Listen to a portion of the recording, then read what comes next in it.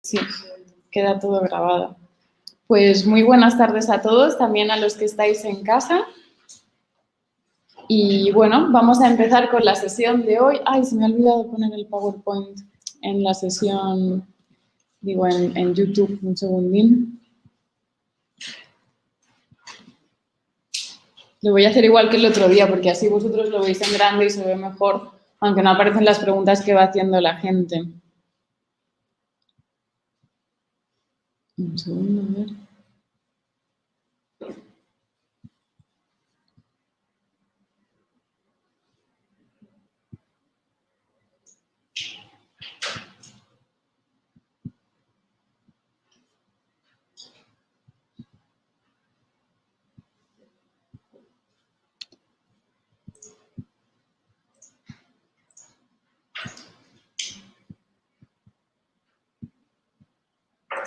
Vale, ahora también lo están viendo los de casa. Bueno, pues hoy llegamos ya a la quinta sesión de este seminario. Vamos un poco retrasados en el temario, pero eso siempre ocurre, así que bueno, daremos, como dije el otro día, hasta que nos dé tiempo. La clase de hoy, en teoría, tendríamos que dar a Wagner y a Epicuro, pero realmente, si sois realista, creo que nos va a dar tiempo a ver a Wagner porque hay bastante material. Tenemos que acabar con Schopenhauer. Habíamos visto 4 de las divergencias y similitudes, digo 2, perdón, y nos quedan otras 2. Entonces, bueno, creo que nos dará tiempo a eso, a ver lo que nos queda de Schopenhauer, a relacionarlo con Wagner y ya está, la verdad. Pero bueno, dejamos a Epicuro, si no, para la siguiente sesión. ¿Alguien tiene alguna pregunta de la clase pasada? Vale, bueno, ya sabéis que me podéis interrumpir en cualquier momento. Bueno, pues entonces el otro día nos habíamos quedado explicando o habíamos concentrado las coincidencias y las divergencias entre el pensamiento de Nietzsche y Schopenhauer en estos 4 puntos, aunque en realidad habría muchos más, es solo por citar los más importantes. Habíamos visto ya que anteponen la voluntad, ¿no?, a la razón y se contraponen así a la ilustración, al movimiento ilustrado, a Kant sobre todo. Nos habíamos quedado en que además los dos ven en el egoísmo el motor por el que funciona el ser humano, ¿no? Los dos ven en el egoísmo como la clave por la que el hombre empieza a moverse. Cuando hablábamos del egoísmo como motor, es verdad que para los dos es así, tanto para Nietzsche como para Schopenhauer. Pero bueno, la concepción que tienen de este egoísmo es muy diferente, cómo lo valoran. Para Schopenhauer, recuerdo un poco lo que dije en la otra clase, el egoísmo, ¿no?, es ese deseo, esa voluntad que nos atraviese a todos y que hace que siempre estemos pujando por algo más, que siempre estemos insatisfechos. En el caso de los seres humanos o de los seres vivos, el deseo, la voluntad o ese egoísmo como motor se manifiesta en una lucha por la supervivencia y además en un regocijo por la existencia, busca una existencia cada vez más cómoda y ese deseo de ir a más nunca para. Para Schopenhauer, que el deseo se presente así, como un deseo que nunca cesa, es algo problemático y la solución que propone es que nos deshagamos de ese sufrimiento.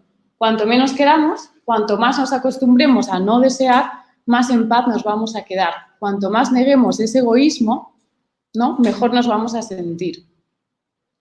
Para Nietzsche, sin embargo, bueno, eso se conecta muy directamente con lo que sería el nirvana en el pensamiento oriental, ¿no? Es decir, el no querer, el querer la nada, el anular el deseo. Mientras que para Nietzsche, el deseo, el egoísmo, perdón, se manifiesta de una forma muy diferente. Ya no es esa voluntad entendida como una voluntad única, ¿no?, que puja por querer más, por desear siempre más y nos provoca sufrimiento, sino que para Nietzsche el egoísmo se cifra en impulsos que tienen que ver con un cuerpo individual. Son impulsos plurales. Nos comentaba el otro día una alumna que lo que más le inquieta sobre Nietzsche es el tema del cuerpo, ¿no? Cómo entender el cuerpo en Nietzsche. Porque efectivamente son esos impulsos que es muy difícil de tematizar o de explicar, que nos atraviesan, que son plurales y que pujan por materializarse. Al revés que para Schopenhauer, para Nietzsche, cuanto más consigamos materializar esos impulsos, mejor nos vamos a sentir, más potenciados nos vamos a sentir y al revés, digamos que no sé si podríamos decir que menos vamos a sufrir, pero sí vamos a afirmar más la vida digamos, con todas las letras, ¿no? Esta concepción diferente que tienen Nietzsche y Schopenhauer sobre el egoísmo los hace tener una opinión diametralmente opuesta acerca de la compasión. Ya sabéis, bueno, no sé si lo sabéis, pero Nietzsche habla realmente despotrica en contra de la compasión cristiana, es uno de sus problemas. ¿Por qué? Bueno, pues para Schopenhauer, como decíamos, la voluntad, el egoísmo, es único, es una fuerza que nos atraviesa a todos y nos hace ser seres deseantes que no podemos tener ningún momento de sosiego, nos hace sufrir, porque ese deseo nunca cesa. Al final, hay algunos hombres, ¿no?, como hablábamos en la clase del otro día, que se regocijan en ver sufrir a los demás, pensando que, bueno, al menos no son ellos los únicos que sufren, o al menos no son los que sufren más, ¿no? Que para Nietzsche ya hablamos de que eso sería un hombre reactivo, ¿no? Sería el hombre que, como él no puede, quiere negar, ¿no?, la vida del otro. Como él no le puede a la vida, como no puede afirmar su propia existencia, se la quiere negar al otro. Pero bueno, para Schopenhauer sería un sentimiento universal, es decir, el hombre, como se puede ver, por ejemplo, como nos decía Schopenhauer en el ejemplo que pusimos el otro día con el tema de la esclavitud, el hombre se regocija en ver sufrir al otro. Como él está atravesado de sufrimiento, al final le consuela, ¿no? Mal de muchos, consuelo de tontos, pero bueno, se consuela viendo sufrir a los demás. Para él, entonces, si la forma de redimirnos es al final anular ese deseo, la compasión iría en esa línea, sería el impulso contrario, sería el no gozar con el mal ajeno, sino empatizar con ese mal, con ese sufrimiento que nos atraviesa a todos y, por tanto, no deseárselo al otro. Es la única pasión, para Schopenhauer, que excluye el egoísmo como motivación de la conducta. Es la única que niega el egoísmo, la única que niega la voluntad, la compasión. Para él, entonces, cuanto más cerca estemos de negar la voluntad de vivir, mejor, menos vamos a sufrir, ya sea siendo ascetas, es decir, buscando activamente el no querer la nada, la ausencia de todo querer, o ya sea mediante el sentimiento de la compasión, que en vez de alegrarse por el mal ajeno, reconoce en él esa voluntad insaciable que nos atraviesa a todos y entonces se lamenta, ¿no?, de que estemos todos atravesados por ese mal.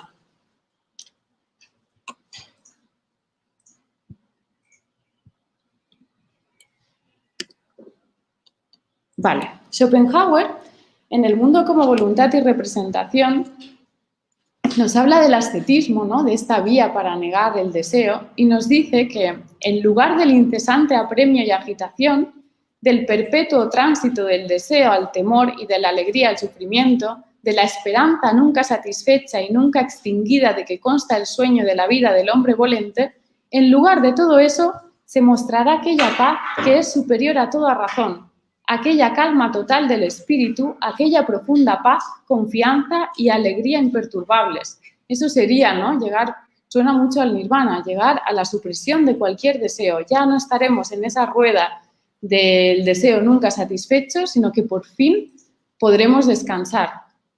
No sé si esto suena un poco a lo que Freud va a decir más tarde con Eros y Tánatos, ¿no? El impulso de vida y el de muerte. Esto sería como el impulso de muerte, sería tánatos, querer la nada, querer estar en paz, anular el deseo para no estar atravesados por ningún mal. Para Schopenhauer, al final de la vía estética, lo que se lograría sería la verdadera felicidad, que consistiría, como decía, en esa negación del deseo, de la voluntad, en descansar por fin de ese ajetreo del deseo sin fin. Lo que se anhela entonces es la calma y se alcanza sobre todo acostumbrándonos al sufrimiento, ¿no? No pujando por vivir cada vez mejor, sino acostumbrarnos a vivir mal dentro del sufrimiento y entonces así, poco a poco, entrenarnos, como hacen los ascetas, en no vivir pendientes del deseo.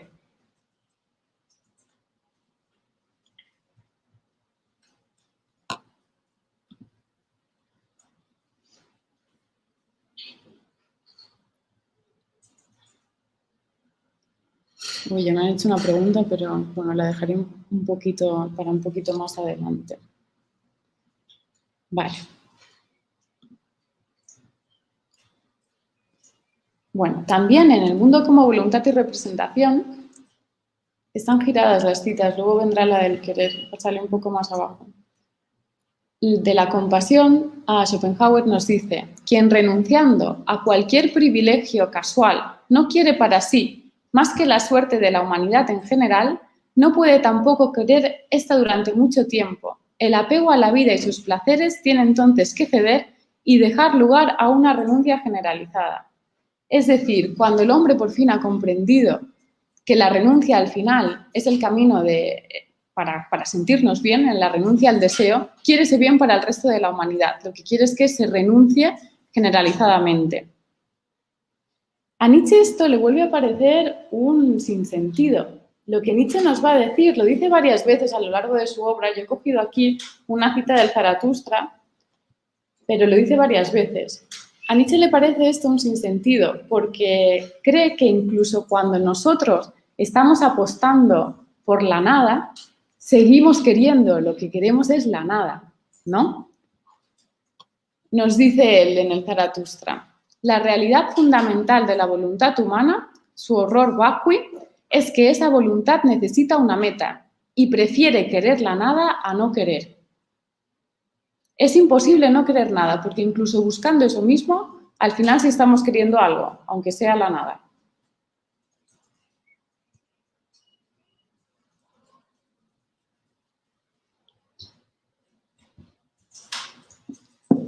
Entonces, para Nietzsche, como es imposible renunciar a la voluntad, y además la voluntad no es un sufrimiento del que hay que huir, sino que hay que afirmarlo, ¿no? Nos va a proponer la vía contraria. Nos va a proponer que todavía insistamos más en ese egoísmo. Mientras que uno nos dice que huyamos del todo, que, digamos, anulemos nuestro deseo, pujemos también por anular el deseo en todo ser viviente y en eso nos quedemos en paz, Nietzsche promueve justo lo contrario. Que nos radicalicemos en ese deseo que además es un deseo individual, no como para Schopenhauer, que es una voluntad única. La compasión, entonces, para Nietzsche se presenta como todo lo contrario. Sería la tolerancia para con lo otro, para con otros cuerpos individuales que están pujando por afirmar lo suyo, ¿no? Serían como ceder espacio a los rivales, por decirlo así. Y todo eso es contrario a lo que vimos el otro día de genealogía de la moral, es contrario al espíritu aristocrático. Si nosotros somos compasivos, al final lo que estamos haciendo es huir de nosotros mismos para dar espacio a otra voluntad diferente que no sea la nuestra. Es decir, si lo ponemos en los términos que estábamos utilizando el otro día, si al final el guerrero le cede espacio al sacerdote, todas las actividades que tengan que ver con una constitución débil serán las que, digamos, se van a poner de moda o van a regir una cultura. Y eso, evidentemente, no le va a compensar al hombre guerrero, ¿no? Que puja por todo lo contrario, que puja por la actividad. Así que cuanto menos espacio le dejemos al otro, mejor, porque al final, si no, nos va a imponer sus condiciones, que nunca van a ser las que nos vienen bien a nosotros, porque esas son individuales.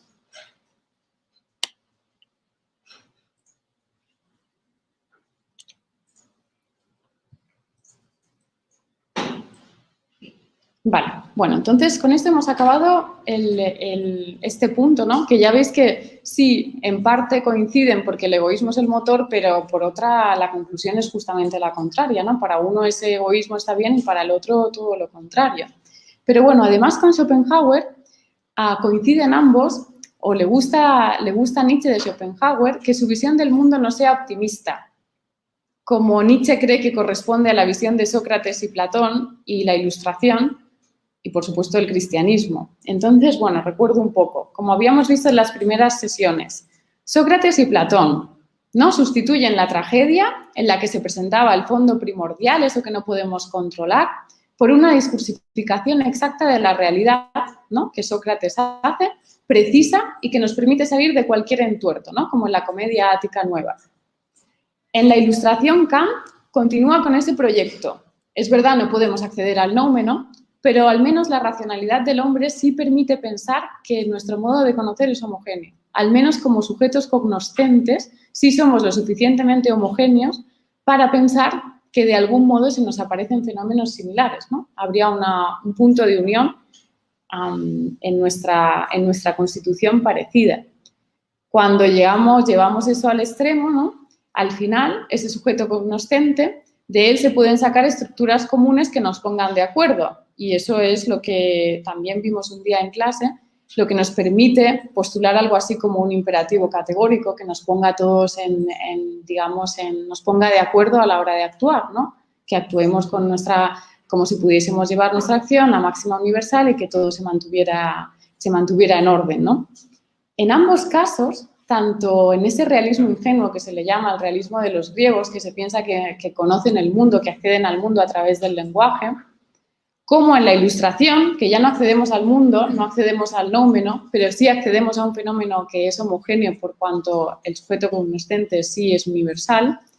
En ambos casos, al final, lo que tenemos son, digamos, apuestas metafísicas, ¿no? Que lo que quieren es cerrar la realidad en unos esquemas que nos la hagan controlable y además universal y necesario para todos, ¿no? Que todos nos pongamos en común a la hora de discursificar la realidad. El cristianismo, de hecho, es el que va más allá, ¿no? Porque ya ni siquiera es la razón la que asegura que la homogeneidad en el discurso, una homogeneidad en el discurso, sino que es la misma palabra de Dios, es decir, eso ya sí que es inapelable. No es ni la razón, ni siquiera ya no es el hombre, sino que es Dios mismo.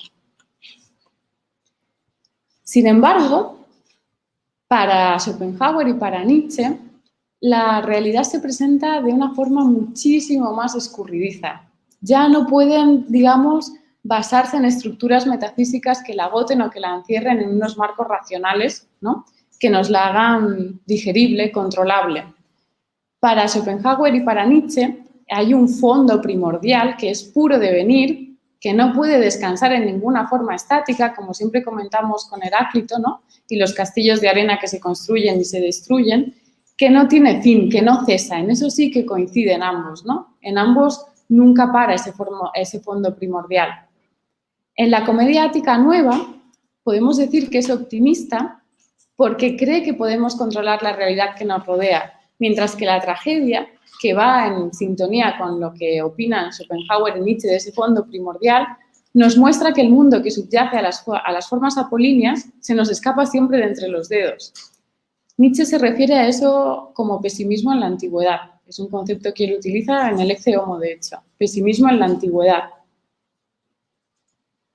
Pesimismo como sinónimo de lo incontrolable, lo que no se puede controlar, por más que nosotros nos empeñemos, ¿no? Aún así, Schopenhauer hace algunas trampas, ¿no? Como por ejemplo cuando propone el ascetismo como una vía para curarnos del mal de la voluntad, o cuando quiere, ¿os acordáis de la otra clase? Que quiere que accedamos a lo impensable que es la voluntad, pero a través de las categorías del pensamiento, ¿no? Entonces ahí a veces se está haciendo algunas trampas para sí dar con algo universal que todos podemos aceptar. Pero al margen de esas trampas, al menos es pesimista en el sentido de que nunca vamos a agotar en unas formas fenoménicas el fondo primordial, igual que opina Nietzsche, desde luego. Vale, ¿hay alguna pregunta hasta aquí?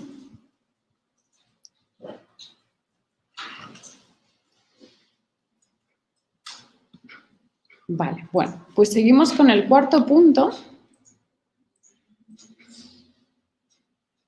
que tienen en común Nietzsche y Schopenhauer, que va a ser la música y va a ser el que nos va a permitir enlazar con Wagner. La música, igual que todas las convergencias que hemos mencionado hasta ahora en la música, va a haber algo desde el principio en lo que difieren Schopenhauer y Nietzsche. Y en el caso de la música, esa divergencia se va a dar un poco más tarde. Porque, bueno, al principio, para ambos la música es lo que permite el acceso al fondo primigenio. Como decía Nietzsche, en esto va a cambiar, ¿no? Porque en un primer momento piensa que ese fondo primigenio forma parte de la realidad, es una de las fuerzas de la realidad. Más tarde se da cuenta de que ahí estaba pecando de metafísico, ¿no? Al querer proponernos otra vez un esquema cerrado del mundo, aunque sea el apolíneo y dionisíaco, es lo mismo, vuelve a ser un esquema cerrado del mundo universal y que tenemos que aceptar. Pero bueno, en este primer momento, Nietzsche coincide con Schopenhauer en considerar la música como acceso al fondo primigenio, como manifestación directa de la voluntad, del uno primordial o del fondo dionisíaco, porque, bueno, van utilizando Cada uno utiliza más un término que otro, pero vienen a ser lo mismo. Para Schopenhauer, el arte en general supone una representación mediada de la voluntad a través de ideales o arquetipos, como los ideales o arquetipos más canónicos que podemos entender en la línea platónica. Es decir, en el arte se dan formas apolíneas, que para él sirven de huella para acceder a la voluntad. Entonces, se representa la voluntad, pero de forma mediada, ¿no? Es decir, imitando a la realidad, con ideales o arquetipos. Sin embargo, para Schopenhauer, la música es diferente. La música ocuparía la posición suprema entre todas las artes. No sería ya una representación mediada de la voluntad a través de ideales o arquetipos, sino que en ella se daría, digamos, la manifestación sin mediación de la esencia del mundo. La música, entonces, no se dirige al mundo objetivo. Su objeto no es la representación, sino que se refiere directamente a la voluntad, que no puede ser objeto, que es justo lo que se escapa a la objetualidad, que no puede ser fenómeno. Entonces, para Schopenhauer, la música ya no hablaría de cosas, sino que pues, no puede hablar de cosas, no puede hablar de fenómenos, sino que habla de afectos y sentimientos, ¿no? Como por ejemplo la felicidad y el dolor. Entonces, la música en realidad habla, pues como decía antes, de la esencia misma del mundo, que es la voluntad, ese fondo dionisiaco. Además, la música no expresa un sentimiento o un dolor totalmente individuales o determinados, sino que siempre se refiere a lo universal. Habla de la voluntad universal. Ya sea alegría, dolor, espanto, da igual. Siempre habla no del individuo, sino que apela a lo universal, a la voluntad de la que estamos atravesados todos. Gracias a este rasgo, para Bach y para Schopenhauer, la música no estimula el querer individual, que ya hemos visto que es el principio del sufrimiento, el querer individual, que nos tiene siempre en la rueda del deseo, sino que lo libera de su yo y al final lo traslada a un estado ajeno a los intereses y deseos. Es decir, por fin puede descansar esta voluntad que nunca le deja estar en paz a este yo, y simplemente reconoce en la música esa voluntad que nos atraviesa a todos. No la suya propia, sino la que nos atraviesa a todos. Para Nietzsche, entonces, en este primer momento, en esta primera etapa, la música también va a representar el acceso al fondo primigenio. Nietzsche llega a decir, a Nietzsche le encantaba la música, de hecho, en algún momento se planteó dedicarse a la música, pero no era lo suficientemente bueno. Entonces se decantó, diría, ni siquiera por la filosofía, primero por la filología. Y de hecho, aparte de por toda la crítica que le va a hacer a Wagner, ya lo veremos como, por metafísico y por decadente, aparte de eso, también se habla de que a lo mejor hubo algún altercado entre ellos, ¿no? Sobre todo cuando Nietzsche le tocó algunas composiciones que había hecho a piano y a Wagner le parecieron muy ridículas. Entonces, siempre que se habla de Nietzsche y Wagner, también se habla de la afrenta, ¿no? Que menciona Nietzsche y que parece que tiene que ver con ese altercado. Así que, no se sabe hasta qué punto, claro, toda esta crítica al final puede ser más o menos objetiva, pero yo creo que en realidad sí. Pero hubo ese altercado. Desde luego está claro que para Nietzsche la música era importantísima. Además, creo que también os lo decía el primer día, cuando uno se hace especialista en un autor, acaba leyendo de todo. Entonces, pues yo me he leído sus diarios del Nietzsche de 14 años y está pidiendo partituras todo el tiempo. Es decir, está fascinado con la música, le encanta, realmente la música le gusta muchísimo. Así que no me extraña que esta sea su primera tesis, ¿no? Que iguale la música al acceso a lo más excelso que él ha encontrado, que es ese fondo primigenio, el uno primordial. Y tampoco me extraña que al principio fuera tan forofo de Wagner, ¿no? Gustándole tanto la música.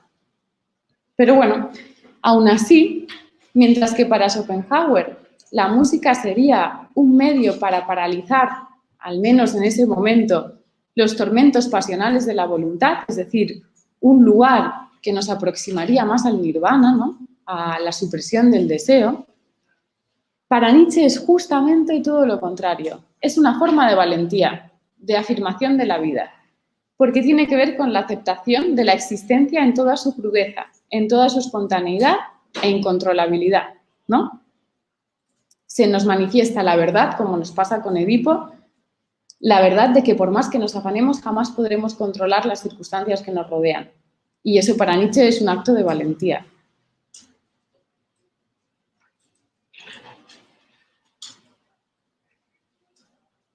Entonces aquí la verdad es que los dos se van a separar y además es que es muy difícil de conciliar. Ya sabéis, también lo dije el otro día, que a Nietzsche Schopenhauer se le aparece como un maestro, pero un maestro en el hacer filosófico, que le impulsa a que se conozca él mismo mejor, a que se carcoma, como decía la cita del otro día, pero desde luego no comulga con las tesis de Schopenhauer en ningún momento al 100% y ya desde el principio, ¿no? Entonces, Schopenhauer al final a lo que aspira es justo lo contrario de lo que va a proponer Nietzsche, a la nada, a la quietud, al nirvana, si utilizamos el término budista, mientras que Nietzsche aspira a todo lo contrario, a un querer que además sea idiosincrásico, no una voluntad única, sino plural, y que tenga por bandera la no verdad de los esquemas que hemos heredado del pasado.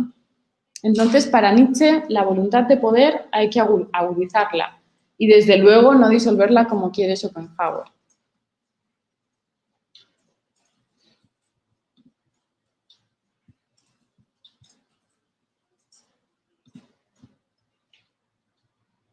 ¿Sí? Pero si la voluntad de poder implica no dejar espacio, o sea que, claro, entonces el individuo no tiene que dejar espacio al otro individuo en tanto que en cierto modo es su rival, ¿no? Entonces, ¿qué clase de sociedad puede construirse si el tratado de tuyo no es tu rival y lo que te interesa a ti es darle un empujón y matarlo para ponerte en una cola? Claro, a lo mejor la palabra rival no es la apropiada, que es la que he utilizado yo. Más que tu rival es lo otro que se te presenta y que se te presenta cuando supone algo diferente a lo que tú eres, ¿no? Hablábamos de eso el otro día. El guerrero, para el guerrero, que es el hombre que tiene una constitución vigorosa, que es fuerte, que tiende a todo lo que tenga que ver con la actividad, a la caza, a la guerra, al baile, todo lo que manifieste, digamos, un cuerpo que tiene salud. Pues a ese hombre no es que primero vea al otro y yo que sé, al débil, al que no tiene esos impulsos, al que prefiere el pensamiento, ¿no? Porque Nietzsche critica bastante, ¿no? Esa línea que tiende más a la reflexión. No es que primero vea eso y luego se contraponga, sino que primero manifiesta sus tendencias, primero baila, primero caza, primero va a la guerra y luego todo lo que no es él lo ve como lo malo, lo diferente, lo vulgar. Usa esa palabra además, vulgar. Entonces, más que un rival, es que no tenemos que considerar al otro para que nos desvíe de nuestras propias tendencias. Eso sería más bien, el no considerar.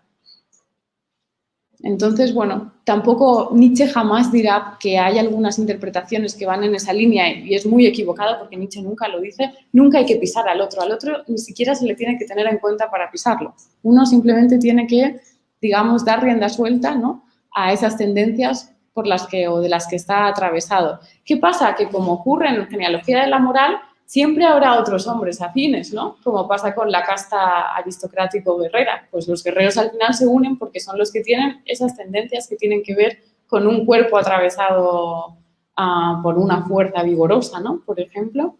En la actualidad, pues es un poco más complicado porque, claro, cargamos con todo el peso de la cultura y a veces es muy difícil saber cuáles son esas tendencias, ¿no? Y hacer la criba entre qué es lo que estamos haciendo simplemente porque así nos han dicho que lo hagamos y qué es aquello con lo que yo en realidad me siento en sintonía. Pues eso es mucho más complicado, pero bueno, esa sería la tarea.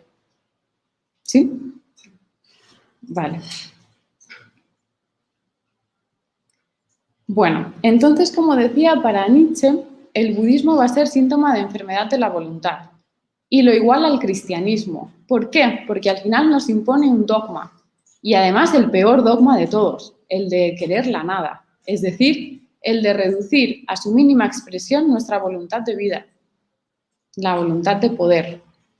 Y nos dice Nietzsche en la Gaia Ciencia: cuanto menos sabe alguien mandar, tanto más urgentemente necesita de alguien que mande con dureza, de un Dios, un príncipe, un médico, un confesor, un dogma, una conciencia de partido, de lo que habría que concluir quizá que las dos religiones universales, el budismo y el cristianismo, podrían haber tenido la razón de su surgimiento y en especial de su repentina difusión en una enorme enfermedad de la voluntad.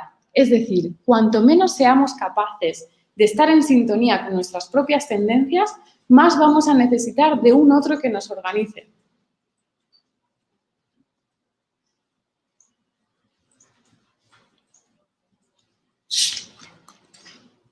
Cuando se refiere Nietzsche al Islam, ¿Perdón? ¿alguna vez se Nietzsche a otras religiones? Que yo recuerde, no he visto nada del Islam. En este momento no estaba tan de moda, ¿eh? Schopenhauer es un poco el primero que recoge el pensamiento oriental y que además lo ve como algo valioso porque para él, al contrario, el budismo, en fin, va muy en sintonía con lo que él propone. Pero yo no he visto nada del Islam, que hoy, por cierto, empieza el Ramadán.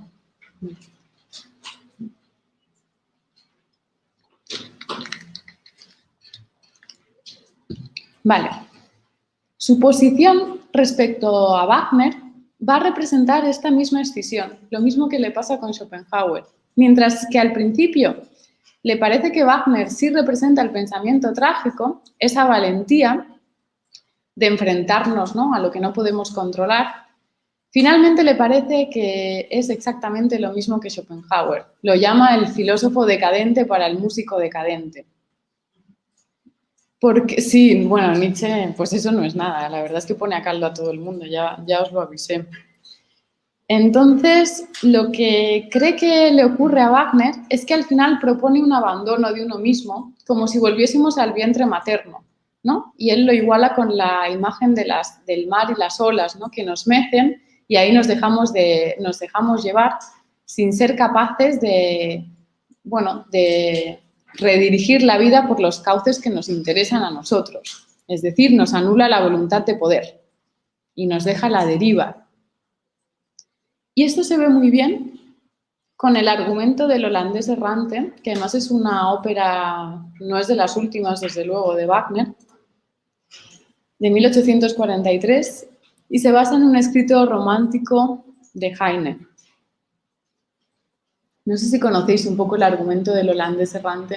Yo lo vi hace muchos años, pero bueno, lo he vuelto a buscar porque ya no me acordaba muy bien. Bueno, el holandés errante es un ser, un hombre, y digo ser porque es un hombre fantasmal, sobre el que pesa una maldición.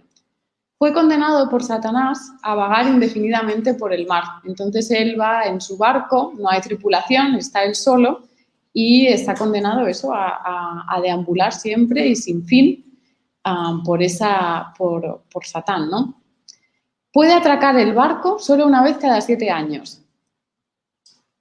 porque cada 7 años se le da la oportunidad de redimirse encontrando un amor puro, desinteresado, que con su muerte lo salve, lo redima. Es increíble pensar que a Nietzsche al principio le gustaba Wagner, porque es que esto ya suena muy poco nietzscheano, la verdad. Bueno, entonces el holandés, en una de estas bajadas, pide en matrimonio a la hija de un capitán de Daland que se llama Senta. Y ese hombre que no sabe nada del padre, Daland, que no sabe nada de la maldición, acepta al holandés como pretendiente, como futuro esposo de su hija, a cambio de un tesoro, ¿no? Es decir, de un bien material. Senta, por lo visto, sí conoce la leyenda del holandés errante y ella se muestra dispuesta a sacrificarse, ¿no?, por el holandés. Y cuando aparece este hombre, ella lo reconoce y le promete su amor, le promete que ella va a ser quien le va a salvar. En una escena, es que esto pasa mucho en las óperas, ¿no?, que siempre hay algo de enredo, un malentendido, ¿no? Un antiguo amor de Senta, que es Eric, le reprocha que antes le había jurado a él que le iba a amar eternamente, ¿no? Amor y constancia. Y como el holandés lo oye, da por hecho que entonces Senta no lo va a salvar, que no va a cumplir su palabra y se marcha. El barco zarpa, le voy a hacer un spoiler total, pero si no, es que no puedo hablar de la interpretación. Pero bueno, hay muchas óperas de Wagner, no tenéis por qué ver esta. Bueno, el barco zarpa y ella le persigue, se introduce en el mar, ¿no? Esta figura del mar, y muere ahogada. Y al final entonces se sacrifica por él, por fidelidad, por amor puro y desinteresado. Y en el final se ve como las almas de los dos, tanto del holandés errante como de Senta, suben al cielo, ¿no? Lo ha redimido, lo ha salvado. Entonces, en un primer momento nos puede parecer que el holandés errante tiene forma de tragedia. Es más bien un drama porque los personajes ya no son héroes, pero bueno.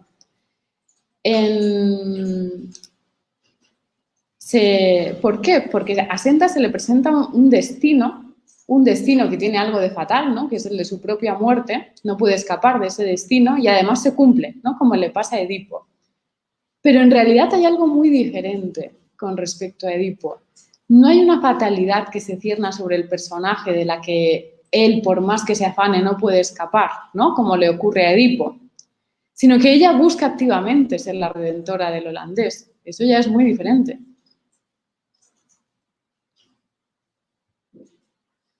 Ahí, desde luego, ya nos está pujando. Uno se está, digamos, abandonando, ¿no? No hay nada activo en Senta, hay pura sumisión a cómo son las cosas.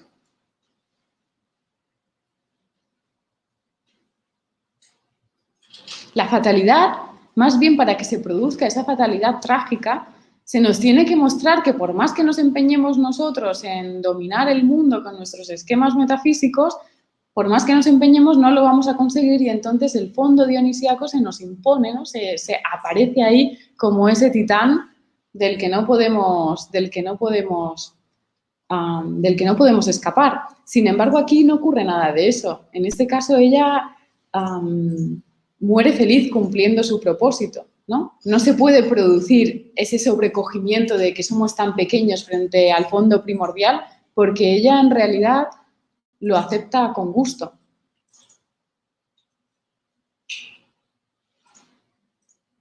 Entonces, en realidad nos podemos preguntar, ¿y qué es lo que vio Nietzsche en Wagner, ¿no? Es decir, ¿cómo le pudo gustar este Wagner con este tipo de óperas en las que en realidad promueve unos personajes muy pasivos, ¿no? Muy pasivos que desde luego no afirman la vida? Este personaje más bien afirma la muerte. Tiene más, es decir, hay más tánatos que Eros, desde luego.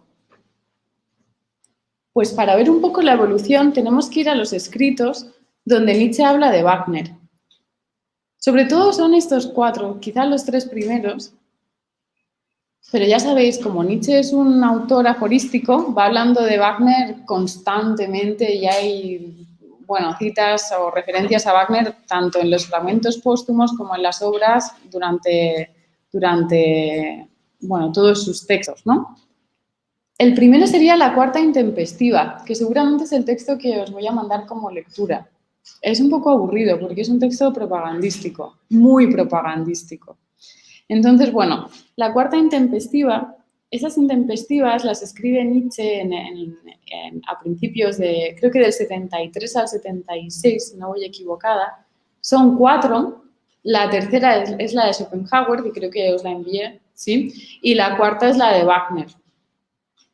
En algún momento nos hemos planteado en el seminario tratar un año entero sobre las intempestivas, pero como es el Nietzsche joven, hay muchas cosas que no cuadran, ¿no? O que uno se pregunta cómo está Nietzsche diciendo eso si en realidad contradice, ¿no? Algo que va a decir después o sus mismas tesis desde el principio, pero claro, cuando uno lo ve a toro pasado es muy fácil detectar lo que no cuadra. En ese momento, claro, era su etapa, estaba evolucionando Nietzsche.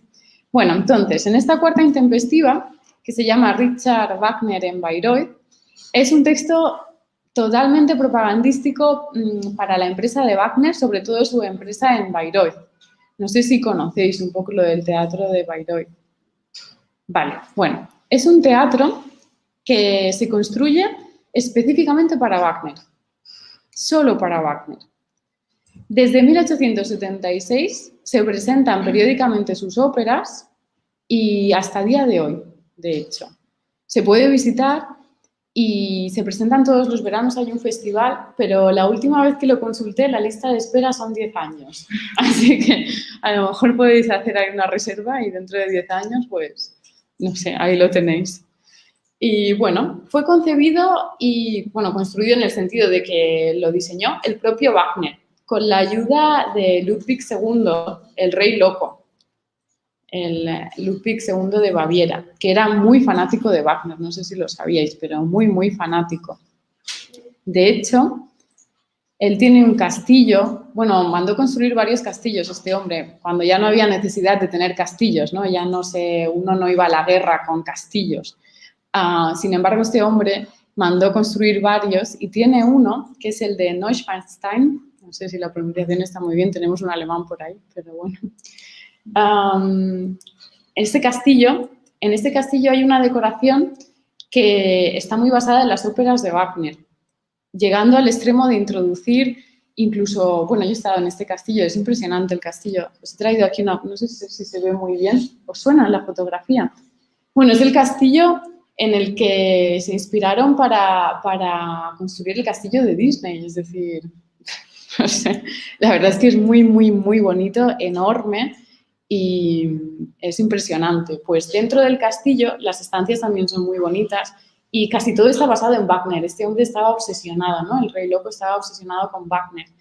Y bueno, tiene, por ejemplo, este es el hall, justo no es la habitación más bonita, pero los frescos son de una ópera de Wagner, de Sigfrido.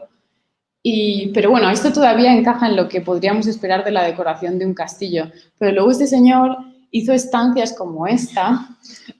Además es que esto no estaba en las mazmorras del castillo, no, no, no. Esto es un pasillo, ¿de dónde iba este pasillo? Yo también he estado en este pasillo. Es un pasillo que va del estudio al salón, ¿no? Es decir, yo tengo mi estudio y mi salón y en medio me planto esta gruta, que era la gruta, se basaba en una ópera de Wagner, en Tannhäuser, es la gruta en la que vive el héroe con Venus, ¿no? Pues el señor se planta ahí su gruta, ¿no? Para ir del estudio al salón y además le mete un diseño de luces que era para la época muy novedoso, se ve ahí que está la roja y que van cambiando de colores en la cascada y bueno, el hombre vivía ahí en su castillo particular. Y bueno, pues este señor que era tan súper fanático de Wagner, le hizo a Wagner un teatro para él solo, ¿no? Tampoco llama la atención después de ver la casa que se construyó, ¿no? Y en la inauguración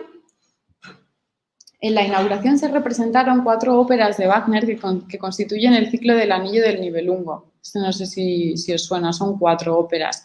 Las 2 últimas se estrenaron ahí en Bayreuth y las 2 primeras ya habían sido estrenadas pero se reprodujeron. Esto ocurrió en 1876.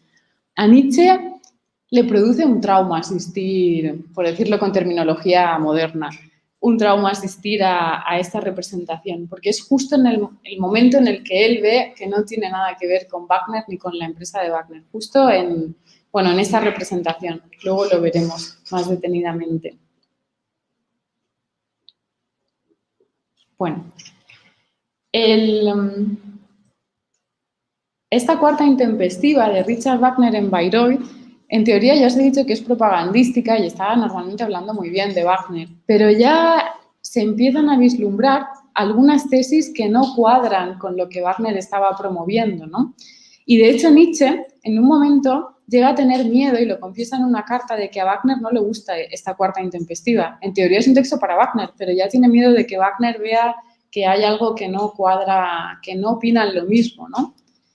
Y de hecho, estamos en el 76, pero en el 74 ya encontramos, es lo bueno de que Nietzsche escribiera tanto y de que se guarden todos sus cuadernos, ¿no? Los fragmentos póstumos que, bueno, no sé si los habéis visto, pero también son 4 o 5 tomos enormes, ¿no? Hay un montón de Nietzsche, un montón de material.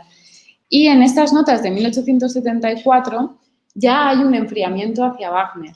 Y bueno, yo he rescatado un fragmento póstumo que además critica a Wagner y lo critica como antisemita, ¿no? No sé si lo sabíais, pero Wagner es bastante, digamos, tiene un rechazo, ¿no?, a los judíos.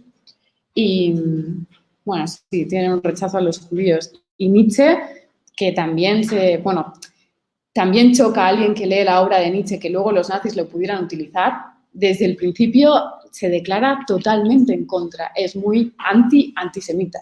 muy antisemita desde el principio, ¿no? En 1874 ya está diciendo: la falsa omnipotencia desarrolla algo de tiránico en Wagner. El tirano no deja que se afirme otra individualidad que no sea la suya y la de sus fieles. Wagner corre un gran peligro cuando no admite a Brahms, etcétera, o a los judíos. Esto lo está diciendo ya en el 74. Pero hay un montón de referencias de el Nietzsche antisemita, muchísimas. No, esta es solo una. Pero bueno, es una que, como es muy temprana, ya nos deja ver que desde el principio también, igual que le pasa con Schopenhauer, también hay algo que no le cuadra con Wagner. Y yo creo que al final los autores que pasan a la historia son los que no se conforman con los discursos de los demás, ¿no? Y buscan algo propio que les cuadre a ellos realmente, que eso o te lo haces tú o es imposible realmente, ¿no? O desarrollas tú tu propia filosofía o jamás vas a coincidir plenamente con la de alguien, es imposible. Entonces, bueno, aún así, en esta cuarta intempestiva habla de Wagner, es bastante larga la cuarta intempestiva, yo enviaré pues seguramente el capítulo 5, ¿no? Que me parece a mí el que tiene más información, pero son 11 capítulos y alterna un poco la vida personal de Wagner, lo ensalza mucho, ¿no? De su infancia, cómo ha llegado, su infancia, su juventud más bien, cómo ha llegado a donde está, las penurias que ha tenido que pasar, ¿no? Y va alternando estos capítulos de la vida personal de Wagner a propósito de su misión, ¿no? Como renovador de la tragedia, porque a él le parece eso en ese momento, el que va a renovar la tragedia griega en la actualidad, el que la va a llevar, ¿no? a la época contemporánea, y lo combina con otros capítulos más teóricos en los que se habla de la tragedia, más bien. Es que en algunos capítulos el nombre de Wagner sale muy poco. Bueno, sin embargo, para alguien que, bueno, que ha estudiado a Nietzsche, es un texto que chirría mucho, por dos motivos. El primer motivo es por la adulación que hace... Ostras, se me está olvidando pasar el PowerPoint en el ordenador.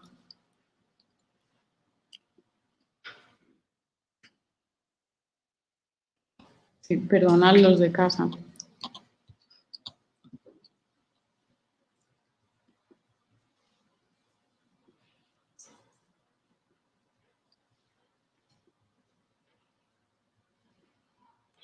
Vale, en lo que tiene de adulador.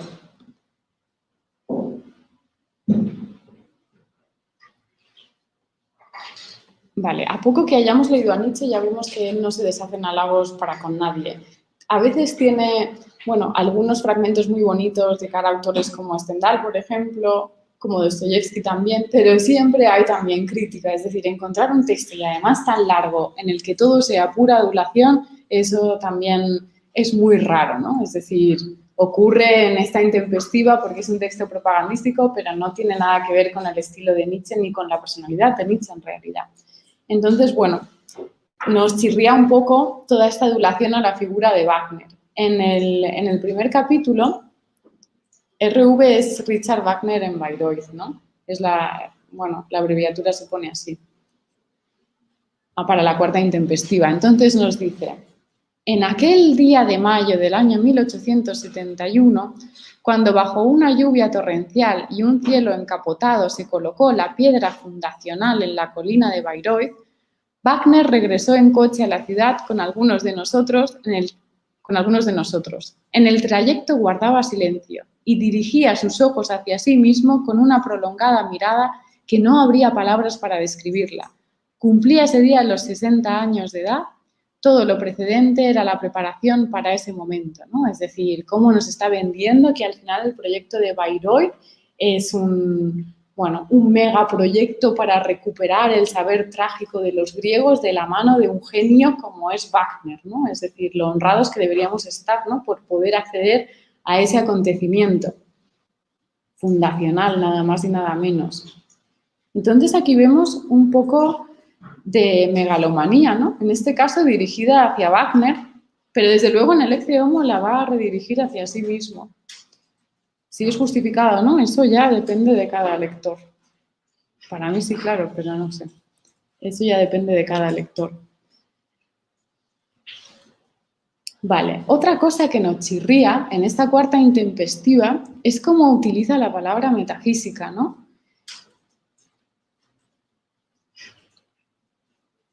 Cuando habla de la tragedia y de la relación con la cultura, todavía tiene muchos tintes metafísicos.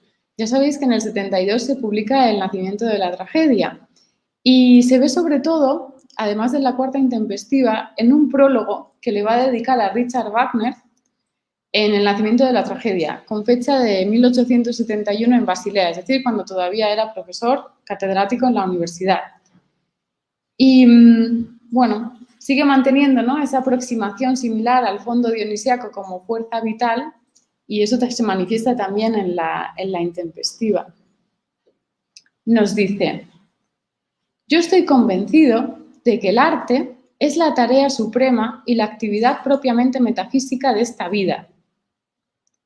En el sentido del hombre al que aquí quiero que esté dedicado este escrito, como a mi sublime precursor en este camino. No lo menciona, pero es Wagner, y sí que pone el prólogo es a Wagner, es decir, está claro que es Wagner. Entonces, no solo está diciendo que en esta concepción, ¿no?, del arte, que tiene que ver con lo apolíneo y lo dionisíaco, hay metafísica, sino que le parece la tarea, ¿no?, a la que nos tenemos que dedicar, la actividad suprema. Eso suena muy raro, ¿verdad?, viniendo de Nietzsche. La metafísica como tarea suprema.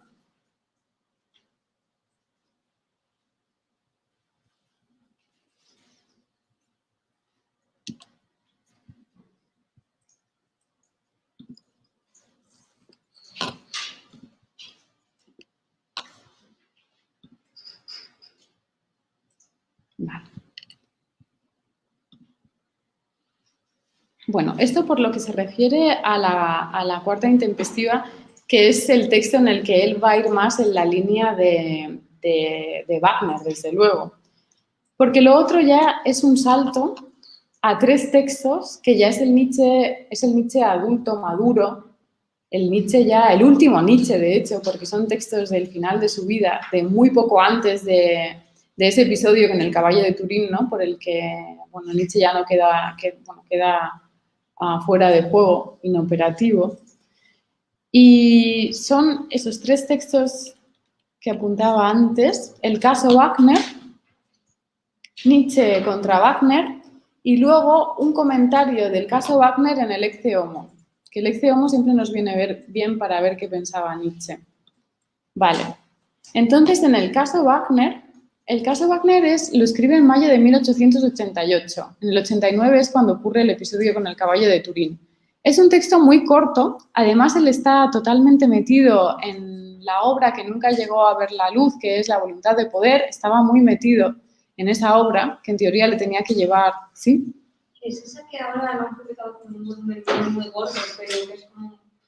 Yo lo he mirado un poco, pero hemos un poco como fragmentos. Me suena que sí, ¿eh? Es que ahora sí, que lo dices... Sí, publicada en un sitio en inglés, pero no sé, me ponía por algún lado que no era una obra completa, era una especie de recopilación, entonces no sé si es esa. El del caso Wagner, pues seguramente. Seguramente. Tiene, bueno, un escrito preparatorio, luego un post-scriptum, luego tiene una carta, es decir, es un compendio ahí. O sea, digo la voluntad de poder como tal. Ah, la voluntad de poder. Ahora se llama así. Bueno, la voluntad de poder tiene mucha historia, porque la voluntad de poder, Nietzsche al final nunca publicó nada que se llamara la voluntad de poder. Tenía ese proyecto. Y lo que hizo la hermana, que este también es otro tema, cuando lleguemos al tema de Nietzsche y las mujeres lo veremos, lo que hizo la hermana es coger trozos de los fragmentos póstumos, ahora están los fragmentos póstumos, que tenían que ver con la voluntad de poder, y hacer ella ahí un pastiche y formar ahí un libro con los retazos que ella fue cogiendo de aquí y de ahí y colocándolo como a ella le pareció. Entonces, bueno, la voluntad de poder existe, pero no se puede decir que sea un libro de Nietzsche. Es verdad que parece que los fragmentos sí son de Nietzsche, pero claro, totalmente desubicados. Es que tú a Nietzsche lo coges así fragmentariamente y lo colocas como a ti te interesa y le puedes hacer decir cualquier cosa. Es que ese es el problema. Y nadie ha cogido, describió el resto de fragmentos que no uso, o algo también que después se haya cogido y recopilado. Claro, puede que haya destruido algo y que nunca nos enteremos. Pero sí que, por ejemplo, en el Ecce Homo hay un capítulo en el que habla muy mal de su madre y de su hermana, pero muy mal, es decir, él no pasa la prueba del eterno retorno por no soportarlas otra vez, es decir, entonces a la hermana cuando vio este fragmento, claro, no quiso que se publicara y lo censuró durante muchos años, entonces, pues, no sabemos hasta qué punto la hermana ha hecho y deshecho, porque al principio el archivo Nietzsche lo llevaba solo la hermana, entonces, pues, pudo haber pasado cualquier cosa. Mucho es lo que nos ha llegado, ¿no? Me parece incluso un milagro que tengamos este capítulo del Ecce Homo, ¿no? En el que habla tan mal de ellas dos. Entonces, la voluntad de poder, un año el seminario lo dedicamos a la voluntad de poder. Creo que el año pasado, no, el anterior, fue la voluntad de poder. Y, bueno, en cada ponencia, claro, se trataba de ver hasta qué punto había ahí contenido algo que Nietzsche quisiera decir y hasta qué punto la hermana había modificado. Pero bueno, hay muchos estudios para poder desligar un poco. No sé, este que yo vi era un libro bastante grande y editado por un hombre, o sea que igual, no lo sé. Pero de hecho creo que en un museo en Alemania hay un fragmento de una carta de Nietzsche, no recuerdo quién era, pero en el que estaba ya mal, estaba ya pues claro, lo que fuera. Y le decía a quien estuviera escribiendo que tenía miedo de que le cogieran sus escritos y se los modificaran. Pues le pasó. Da un poco de pena al final de Nietzsche, cuando Nietzsche se pasa 10 años, 11 casi, en estado vegetativo y al cuidado de la hermana y de la madre. Y la hermana, cuando Nietzsche se empezó a hacer famoso, organizaba visitas a su casa para mostrar ahí a un pobre hombre que no puede ni hablar, es decir, lo hizo como bono de feria, ¿no? Ahí Nietzsche, pues sí. Bueno, la hermana ya hablaremos cuando lleguemos a la mujer. Todo esto viene de que la hermana se casó con un antisemita, pero un antisemita delirante que quería fundar una nueva Alemania, ¿no? En América Latina, quería fundar una nueva Alemania libre de la influencia judía, ¿no? Y entonces, pues se va ahí con Elizabeth a fundar esta, ¿cómo se llamaba? Nueva Germania, creo que se llama, a fundar esta colonia libre de judíos. Entonces, bueno, claro, pues con estas compañías al final acabó haciendo la voluntad de poder como ese texto que al final es el texto que luego se utilizó más por el nazismo, sí, claro, todo va un poco en esa línea. ¿Sí? El Ecce Homo son como sus diarios. ¿Qué, perdón? El Ecce Homo son sus diarios. No, el Ecce Homo es la última obra que él escribe justo antes de caer en la locura, pero justo antes, creo que una semana antes, envía las últimas modificaciones a la imprenta, una semana antes, y luego ya Nietzsche cae en la locura, ¿no? Con lo de ese caballo que lo están maltratando y entonces a Nietzsche le entra como ese arrebato compasivo y se pone a abrazarlo y desde ahí ya no vuelve a ser el que era. Y al final se queda, pues eso, en estado vegetativo. Entonces, el Ecce Homo es el libro que hace justo antes de caer en la locura. A mí me parece un libro genial, pero siempre se habla de si Nietzsche ya estaba loco cuando escribió el Ecce Homo o todavía no. Porque, bueno, es un libro, pues es muy curioso porque, bueno, primero que hace un repaso a sus obras, lo cual nos viene muy bien, ¿no? A los que lo estudiamos para ver un poco la consideración, si te lo tomas en serio, claro, si piensas que estaba loco, ¿no? Pero si te lo tomas en serio, la consideración que le da a sus obras, ¿no? Tiene capítulos, por ejemplo, uno que es El nacimiento de la tragedia, otro que es La Gaia Ciencia, entonces repasa sus principales obras. Y luego tiene otros en los que habla un poco de cuál es su tarea, ¿no? Cuál ha sido su misión. La misión está sobre todo contra el platonismo, ¿no? El cristianismo, desprendernos de estos esquemas que nos han caído como losas, y él lo ve como su tarea con la humanidad. Es un libro en el que hace balance tanto de su obra como de su tarea.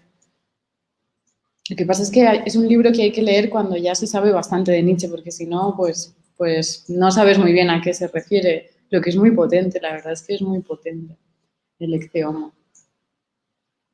Vale, entonces, bueno, el caso Wagner, eso, un texto muy cortito, él lo escribe y nos lo dice como un alivio en medio de esa tarea tan pesada que era escribir La voluntad de poder, que es este proyecto que nunca llegó a acabar.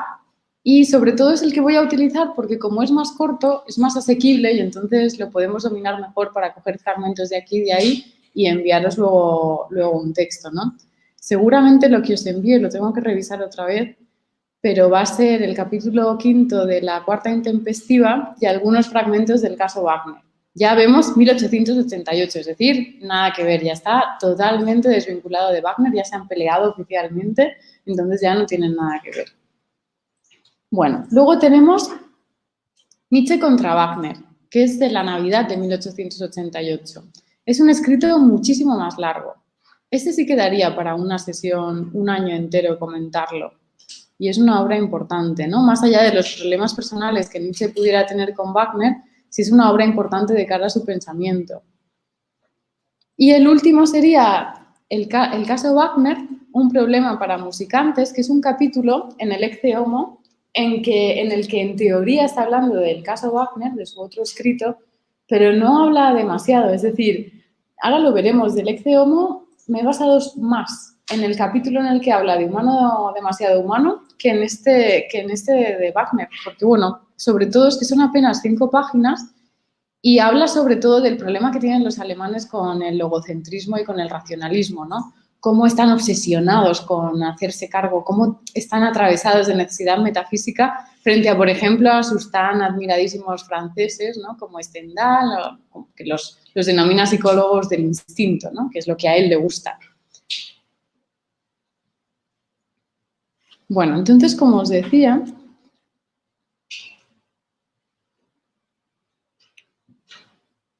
un segundín.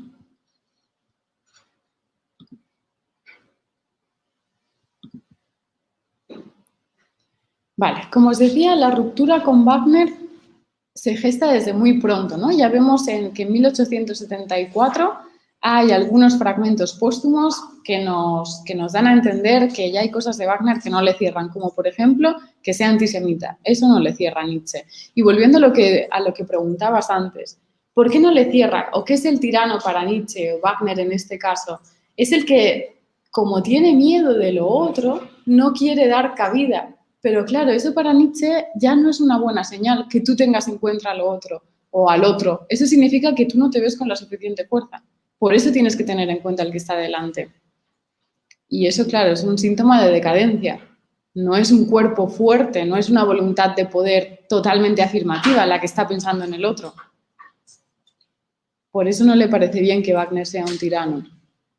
Y menos que la tome con los judíos, claro. En la ruptura con Wagner o en el acercamiento podemos ver un paralelismo que además yo creo que tiene mucho significado entre la universidad y Wagner.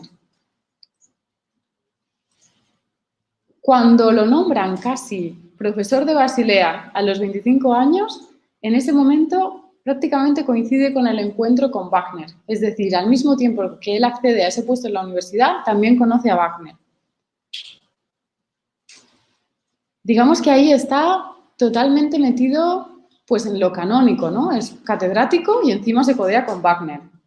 Que, es decir, ¿qué menos, no? La hermana estaba encantada, porque claro, podía codearse con lo mejorcito, ¿no? Ya tenía también acceso a este círculo con el que se codeaba Nietzsche. Y de hecho accede gracias a Nietzsche al círculo de wagnerianos y ella ya se queda ahí toda la vida. Evidentemente, ¿no? Como buena antisemita, con su señor esposo también antisemita.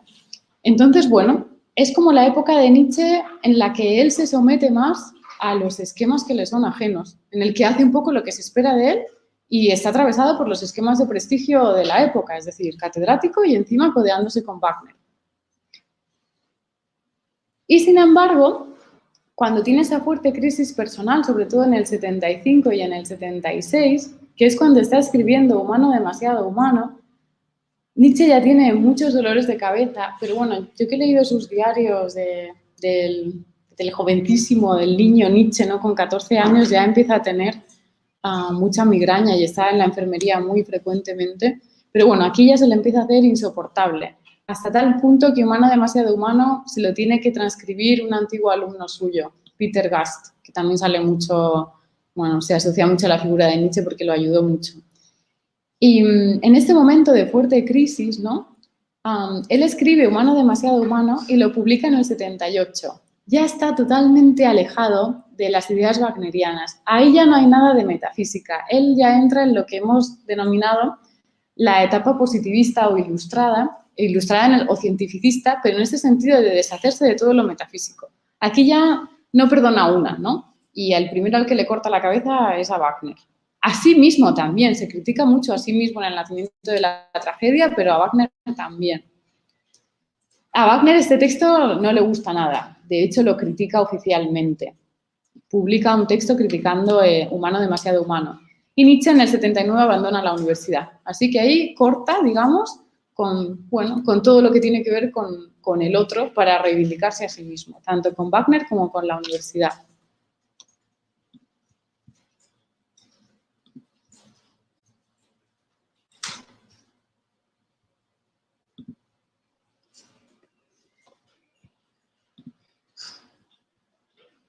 Vale.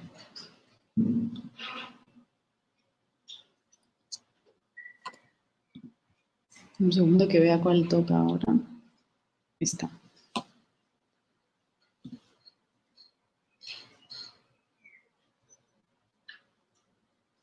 Vale, bueno.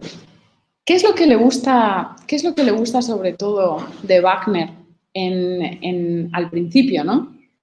Pues lo que le gusta de Wagner sobre todo es la idea romántica, porque Nietzsche es heredero del romanticismo en cierto sentido, aunque luego se contraponga, es la idea romántica de que el arte tiene una función formativa, educadora, que se tiene que recuperar en la contemporaneidad. Esta función, por supuesto, se había dado en la antigua Grecia, ya lo hemos visto con la tragedia, que nos enseña a desconfiar de nuestra capacidad de acceder al conocimiento absoluto, como le pasa a Edipo, ¿no? A Nietzsche le parece que el drama musical de Wagner podía cumplir con ese objetivo, podía, digamos, recuperar otra vez el saber trágico y llevarlo a la contemporaneidad. ¿Cómo se construye el saber trágico? Pues el saber trágico está muchísimo más cerca del mito que de la explicación racional. De hecho, está totalmente alejado de la explicación racional y se fundamenta en el mito, lo cual también hace Wagner, desde luego. ¿Por qué? Porque al recurrir al mito, lo que podemos es construir cultura sin necesidad de apoyarnos en un discurso lógico, ¿no? Que tan aborrecido era por Nietzsche desde Sócrates o incluso más atrás desde Parménides.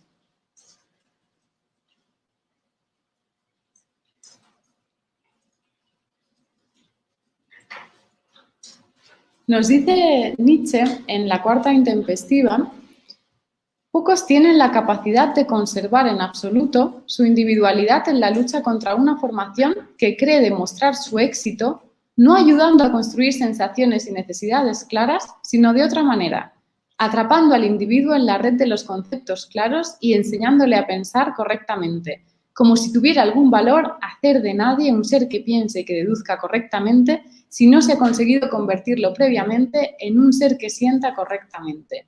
A ella nos está diciendo Nietzsche que tenemos que anteponer siempre la intuición, todo lo que tenga que ver, ahora lo dice como sentimiento, pero todo lo que tiene que ver con nuestras tendencias idiosincráticas, que ya hemos comentado, mucho antes que la lógica, que la razón. Es lo mismo que dimos, creo que en la clase pasada. No sirve de nada que nuestro armazón lógico esté bien armado si al final los conceptos que manejamos son los equivocados, que es lo que nos está diciendo él. ¿De qué nos sirve que haya conceptos claros si no sabemos sentir correctamente, si no sabemos escuchar a nuestro cuerpo correctamente? Diría él más adelante. No sirve de nada, por ejemplo, una crítica de la razón pura si vamos a postular los conceptos con los que opera ese sujeto cognoscente como si fueran verdades absolutas, ¿no? Que al final nos quieren tranquilizar y que nos quieren hacer del mundo algo igual, apresable y que podemos reducir al discurso. ¿Nietzsche cree que el razonamiento lógico-matemático tiene más valor que otros razonamientos? Al revés, Nietzsche piensa que se le ha dado en la historia de Occidente más valor. Entonces, ¿por qué defiende la ciencia y no sé por qué se declara defensor de la ciencia? Es que cuando él dice esta época cientificista, en realidad lo que quiere, cuando él habla de cientificismo, se trata de investigación exhaustiva, por decirlo así. Es una investigación exhaustiva, no porque se fundamente especialmente en el discurso lógico-matemático, porque él no lo niega eso, el armazón lógico lo necesitamos, eso tiene que estar ahí, sino que al final lo que más importa no es ese armazón lógico, sino los conceptos con los que operamos dentro de ese armazón lógico. Eso también lo hablábamos la clase anterior, ¿no? Por ejemplo, él nos decía, lo que ya no me acuerdo de dónde lo decía, que cuando por ejemplo, cogemos el concepto o el fenómeno, o el objeto del entendimiento, no, el fenómeno todavía, un árbol que vemos, ¿no? Tú lo puedes hacer encajar como quieras, de una forma o de otra, en el concepto de unidad, ¿no? Podrá ser una unidad, tú lo tienes como unidad, pero es decir, puedes jugar con eso según cómo aprendas esa realidad. Puede ser tanto un árbol, si consideras que el árbol ya ha crecido, como un arbusto, si consideras que todavía no ha llegado a la suficiente altura para considerarlo árbol. Es decir, ahí es donde nos jugamos el significado de la cultura, en cómo construimos los conceptos, que luego eso tenga que ser una unidad, para que nosotros conozcamos, tenga que caer dentro de la cadena causal, ¿no? De causa y efecto.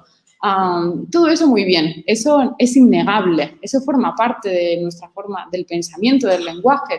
Lo que pasa es que no podemos pensar que con eso vamos a reducir la realidad a unos esquemas homogéneos, porque lo más importante no es ese armazón lógico, sino los conceptos que utilizamos dentro. Y eso ya depende de la mirada, ¿no? De cómo se mira, de cómo se valora.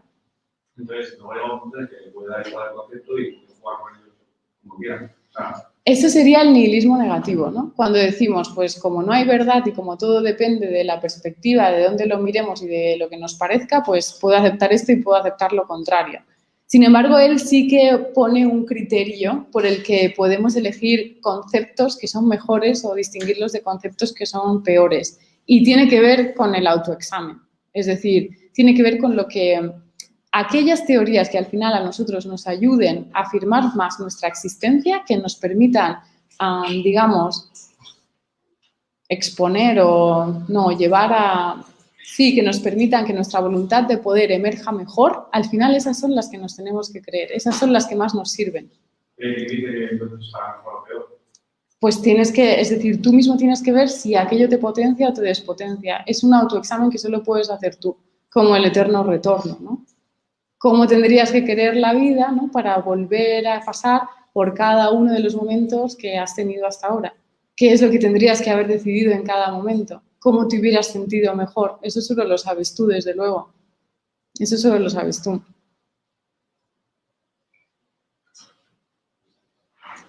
Vale, entonces...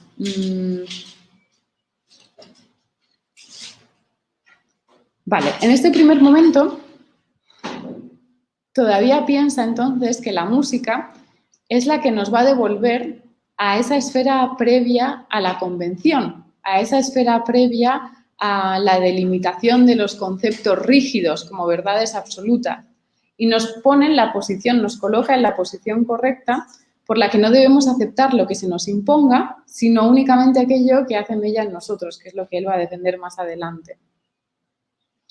La cultura que nos llega a través del mito nos pone en sintonía con el lugar en el que emergen los conceptos. Tiene que ver, también lo comenté un día en clase, con el tema de los sagrados, el lugar en el que emergen. No porque es decir, no porque el mito nos dé una razón lógica de que las cosas sean así, sino porque simplemente son así y surgen así, ¿no? Como esos castillos de arena de los que hablábamos de Heráclito. Entonces, fijaos la diferencia entre este conocimiento intuitivo que se basa en el mito y la racionalidad. También en una clase estábamos hablando del Teéteto, ¿os acordáis? Del Teéteto, no, del Laques, el discurso de la valentía. Cómo Sócrates, al final, niega que cualquiera de los que participan en el diálogo, que se han mostrado valientes, que han ido a la guerra y han sido valerosos, el propio Sócrates también, cómo niega que tengan conocimiento de lo que es la valentía, porque no pueden definirla. Como no pueden definirla, como no la pueden hacer encajar en esos moldes racionales, no, para él significa que no tienen conocimiento de lo que es la valentía. Cuando se ha manifestado, se ha puesto de manifiesto intuitivamente que en realidad son valientes. Por supuesto saben lo que es la valentía, son valientes, no hace falta que lo sepamos definir, ¿no? Entonces es un poco a lo que él se contrapone, a este Sócrates del Laques, y quiere recuperar el mito, ¿no? Como aquello que no necesita del discurso lógico o logocéntrico para que nosotros creamos que tenemos acceso al conocimiento, ¿no? Ese conocimiento intuitivo que simplemente se manifiesta. Eso tiene que ver con el mito se manifiesta, no opera racionalmente.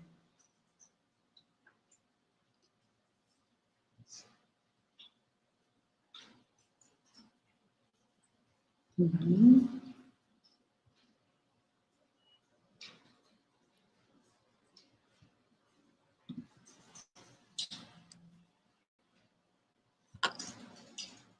Así estoy bien. Vale. Nos dice también en la cuarta intempestiva, en el capítulo quinto, que seguramente es el que os voy a enviar. No, esto ya lo he leído, ¿verdad? Me hago un lío con 2 PowerPoints. Ah, sí, es uno más. Nos dice, hablando de Wagner, ¿no? Sobre todo de Wagner, aunque dice maestros alemanes, porque también habla a veces de Beethoven y también tiene bonitas palabras para Beethoven, pero sobre todo para Wagner. Dice, música de nuestros maestros alemanes. ¿Qué es lo que en realidad llega a sonar?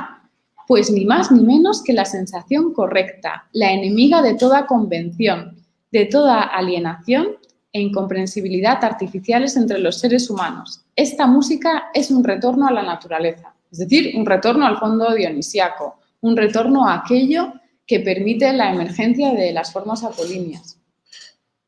La sensación correcta ya no es el discurso lógico, los conceptos claros, correctos, sino la sensación correcta.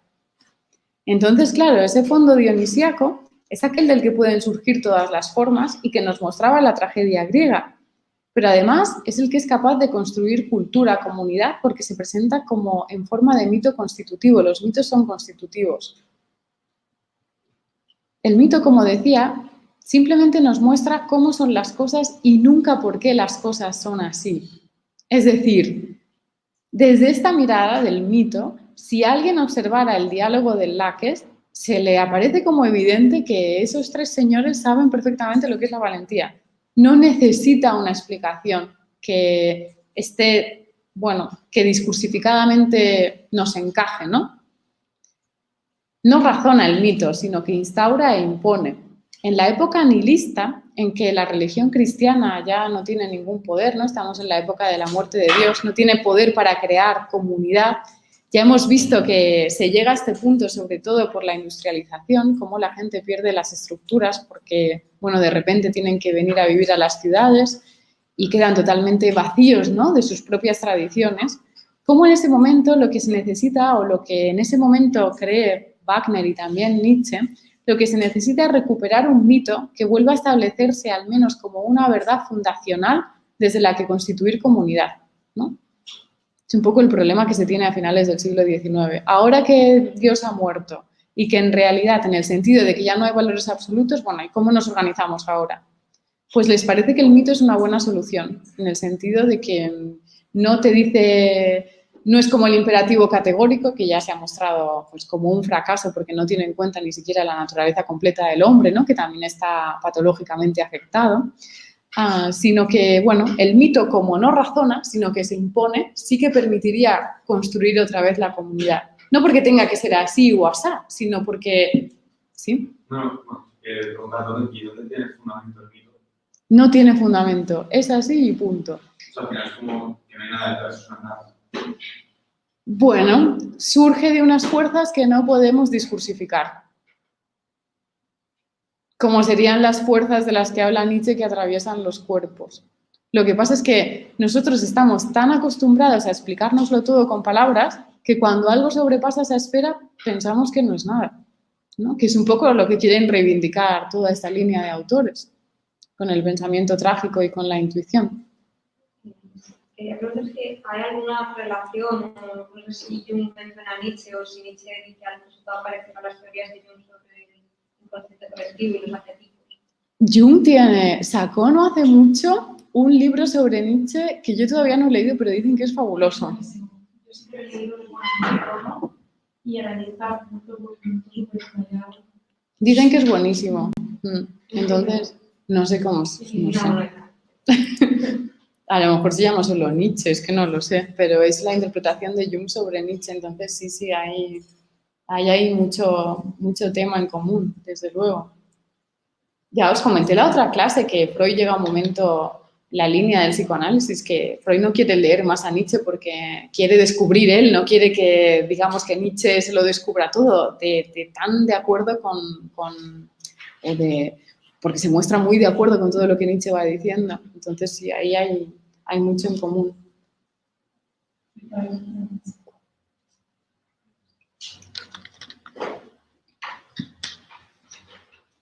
Vale, bueno.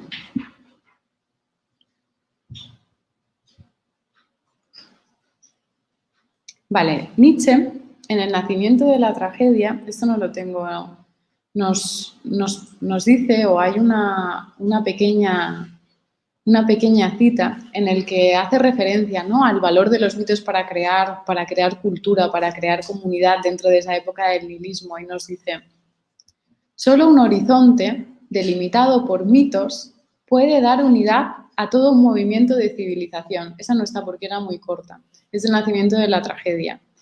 ¿Por qué? Porque es que la modernidad, o la época en la que están viviendo ellos, la segunda mitad del siglo XIX, es la época de la fragmentación y de la dispersión, porque se ha perdido la unidad, precisamente. Se han perdido esas formas de vida ligadas a la tradición, que nos permiten pensar de algún modo en unas estructuras que se mantengan estables.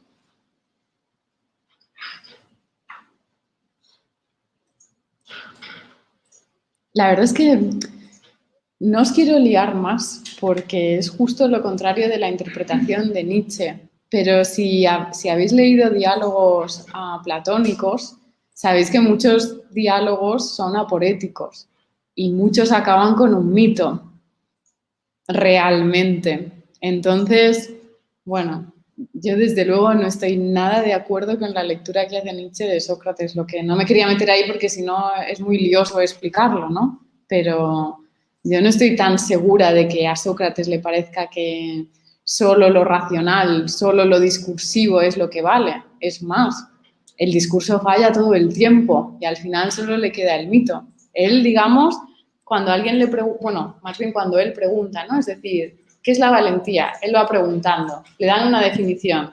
Esta no me vale por este motivo. Pues le dan otra. Esta no me vale por este otro motivo, la mayéutica, ¿no? De Sócrates va preguntando. Cuando se queda, digamos, en que no, es decir, cuando se dan cuenta de que no pueden dar con una definición concreta, en muchos diálogos se recurre al mito. Y se dice, bueno, no lo dicen así, pero no hemos dado con la definición, pero se dice y ahí introducen el mito. Entonces, yo no sé hasta qué punto se puede pensar que Sócrates no lo tenía en cuenta. No lo sé. Pero bueno, no os quería liar más con esto. Porque desde luego Nietzsche habla fatal de Sócrates y eso es una realidad. Y sí que lo ve como sinónimo de pensamiento en la línea con Parménides, que apuesta por el logocentrismo. Vale, entonces recurren al mito. Como nos enseña Benjamin, que lo comentamos en una clase, ¿no? Al final hay una oposición entre el valor visual, que es el de la imitación, el de la repetición, y el valor cultural, que es el que tiene que ver con la creación, con el advenimiento de una forma desde el caos. Lo que hace Wagner entonces es no repetir el arte que se había dado hasta el momento, sino que volver a inaugurar un arte diferente, una nueva forma de hacer ópera, que recurre sobre todo a las figuras míticas que extrae del patrimonio mitológico de la tradición germana, para volver a dar con un mito que fundamente, que organice a la comunidad.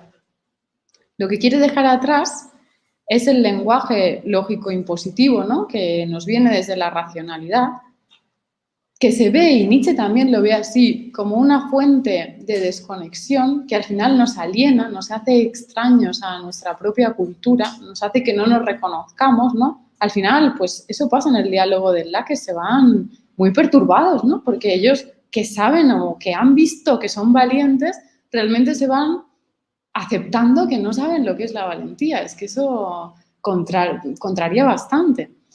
Entonces, en esta recuperación del mito, por fin, ¿no?, se puede volver a dar una piedra fundamental para la organización de la comunidad. Nietzsche nos dice también en la cuarta intempestiva, en el capítulo 5, el lenguaje se ha convertido por doquier en una potencia autónoma que entonces agarra a los humanos como con brazos fantasmales y los empuja hacia donde ellos en realidad no quieren ir.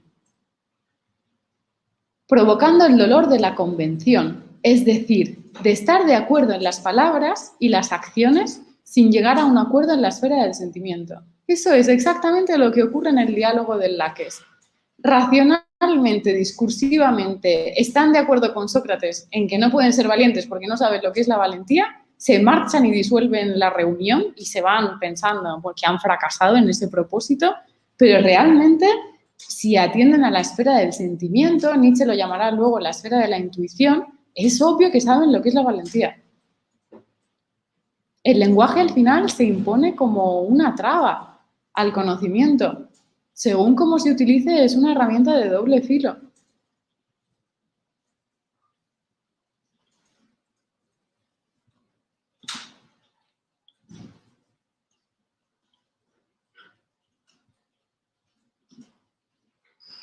Vale. Nietzsche ve así en Wagner el heredero de esa forma de pensar previa al socratismo. Lo ve como alguien que puede recuperar otra vez esa senda de Heráclito y que se opone a los convencionalismos, ¿no? Antepone lo fundacional de la voluntad, el uno primigenio, del que luego salen los valores, aunque sea para disolverse. Eso le parece en un principio a Nietzsche. Y también nos lo dice él mismo en esta cuarta intempestiva. También es el capítulo 5, por eso digo que es el que tiene más información. Lo poético en Wagner se manifiesta en que piensa en procesos visibles y sensibles, no en conceptos, es decir, en que piensa de manera mítica, que es como siempre ha pensado el pueblo. El mito no se basa en un pensamiento como creen los hijos de una cultura excesivamente artificiosa. Él mismo es, por el contrario, una actividad del pensamiento. El mito comunica una representación del mundo, pero en una secuencia de procesos, accesos y sufrimientos. Wagner obliga por ello al lenguaje a que retroceda a un estado originario en el que todavía casi no piensa nada en conceptos, pues en tal estado el mismo lenguaje todavía es poesía, imagen y sentimiento. Nos devuelve allí de donde salen todos los fundamentos de nuestra cultura.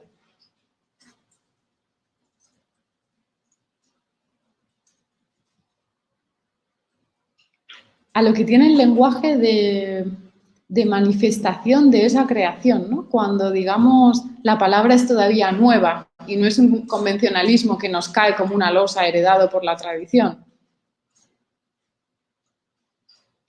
Bueno, esto es lo que Nietzsche en un primer momento piensa de Wagner y por eso se acerca a Wagner y al círculo de los wagnerianos, ¿no?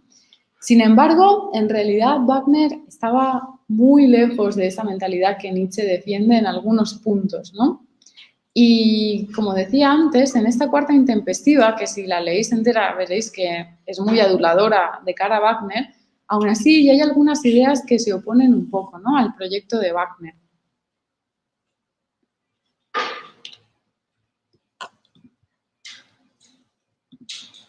Vale, como siempre, los motivos que le llevan a romper con Wagner podrían ser muchos más y una lista mucho más larga, pero para hacer la clase un poco más accesible, yo los he cifrado en estos 3.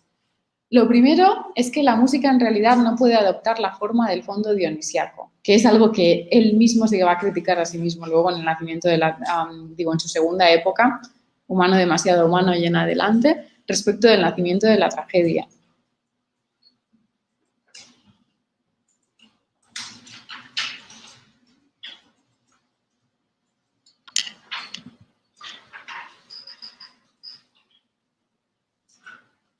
Sí, pues justo ha intervenido una persona, Luis Ernesto, y nos dice, eso de que a Platón al final le quede el mito es la razón por la cual escribe contra la escritura en la carta séptima.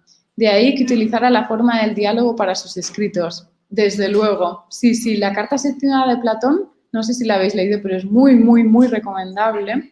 Y en la carta séptima, Platón nos está diciendo que al final todo este juego dialéctico nos sirve no para vislumbrar, digamos, no para acceder a la verdad de una forma discursiva, sino que de tanto dar vueltas y vueltas y vueltas y vueltas sobre un tema, de repente se nos encienda una luz y lo comprendamos por una aprehensión directa.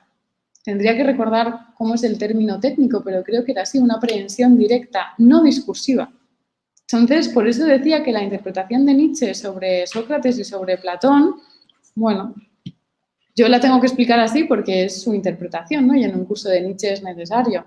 Pero yo no estoy de acuerdo, por ejemplo, sobre todo por la carta séptima. A Platón tampoco le convence el discurso y tampoco lo quiere subordinar todo al discurso. Y en la carta séptima lo dice clarísimo. Hay que dar vueltas y vueltas y vueltas sobre el mismo tema hasta que de repente lo comprendamos, pero por eso, por aprehensión directa.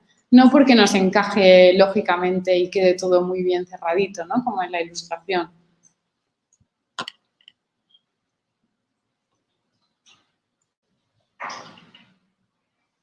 Vale, y también nos dice, Zambrano dice sobre eso que la poesía traiciona la razón usando la palabra, pero haciéndola la forma del delirio. Eso es muy nietzscheano.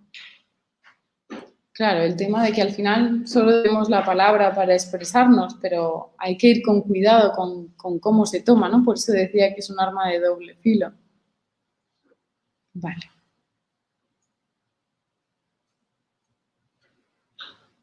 Vale, es que me sabe mal dejar preguntas sin contestar, pero hay algunas que no lo sé. Nos pregunta Carmen Lanza. Aunque no es el tema, me gustaría que nos pudieses aclarar la siguiente frase de Nietzsche. Claro, no me las sé todas, entonces esta no la he visto. Es que no, en las más gordas así, pues sí, pero hay algunas que no. Si cometes, y esta es bastante gorda en realidad, luego me acordaré de esta ya. Si cometes 1000 pecados, igualmente vas al infierno. Entonces, ¿por qué no cometer 1.000.000 y bajar ahí como una leyenda? Pues sí, ¿no? Ya que te vas a saltar la cultura que has heredado, pues te la saltas bien y te quedas a gusto. Sí. No la conocía, la verdad es que no la conocía, pero bueno, claro, pues tiene que ir por ahí, evidentemente.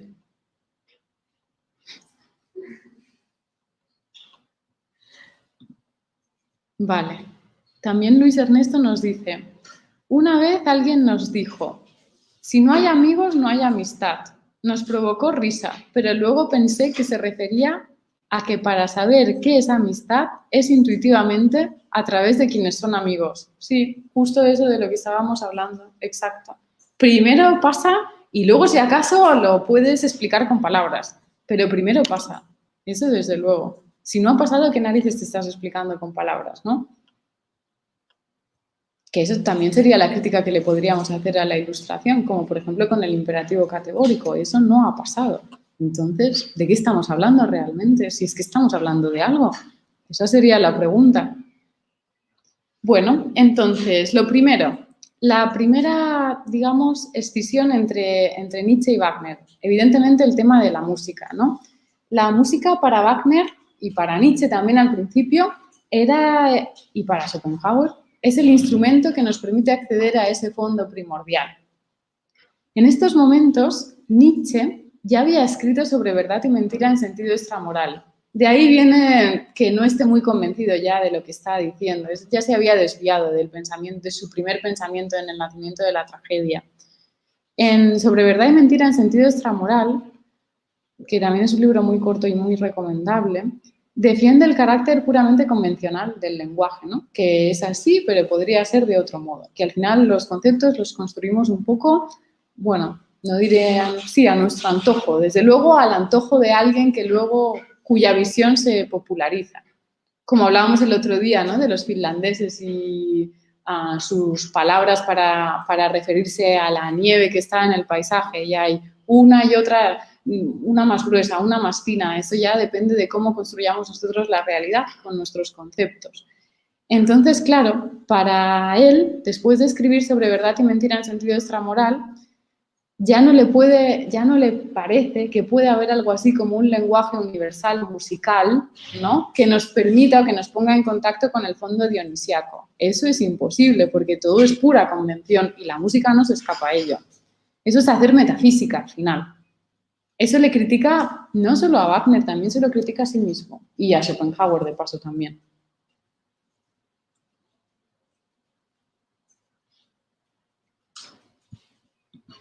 Él se desprende definitivamente de la metafísica cuando entra, como decía, en lo que se considera su segunda etapa, ¿no? Positivista o científica, con Humano demasiado humano. Humano demasiado humano tiene un título que nos aclara muy bien el contenido. Ahí donde vosotros veis ideales, yo veo cosas humanas, demasiado humanas. Ahí donde vosotros estáis viendo un discurso absoluto, necesario, perfecto, cerrado, yo al final solo veo una interpretación humana, ¿no? De eso va el libro.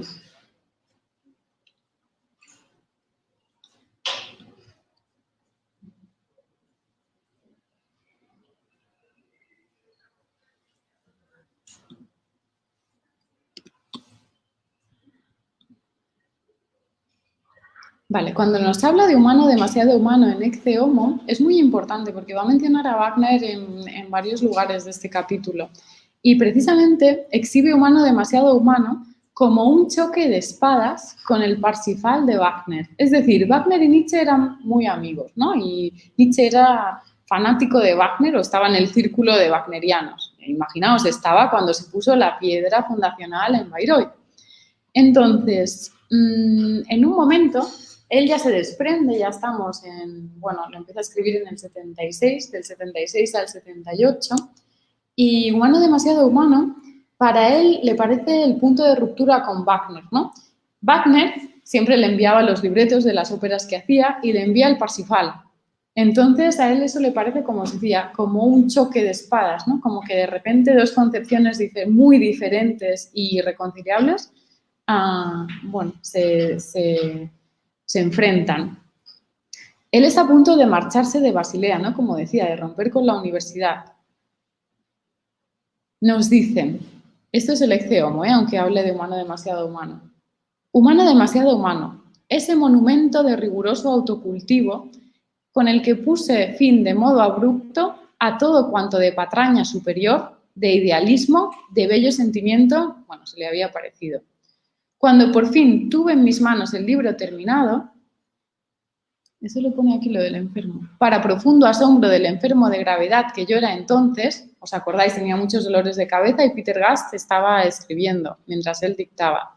Remití también, entre otros, 2 ejemplares a Bayreuth. Por un milagro de sentido del azar, me llegó al mismo tiempo un bello ejemplar del libreto de Parsifal con esta dedicatoria de Wagner. A su querido amigo Friedrich Nietzsche, Richard Wagner, consejero eclesiástico. Es que es tan poco nietzscheano, ¿verdad?, lo que dice Wagner, que sorprende que hayan sido amigos en algún momento, de hecho.